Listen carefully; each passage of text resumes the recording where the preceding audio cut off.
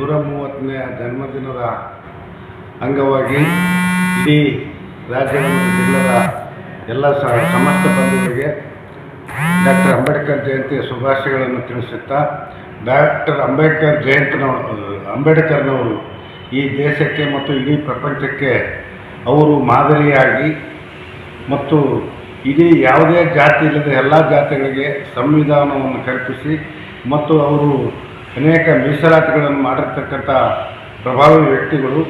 ಇವತ್ತಿನ ದಿನದಲ್ಲಿ ಇಡೀ ದೇಶಾದ್ಯಂತ ಅವರ ಹುಟ್ಟುಹಬ್ಬದ ಆಚರಣೆಯನ್ನು ಈ ಹಬ್ಬದ ರೀತಿಯಲ್ಲಿ ಮಾಡ್ತಾ ಇದ್ದಾರೆ. ಅದೇ ರೀತಿ ಬಳ್ಳಾರಿಯಲ್ಲಿ ವಿಶೇಷವಾಗಿ ಇವತ್ತು ನಮ್ಮ JDS ಕಚೇರಿಯಲ್ಲಿ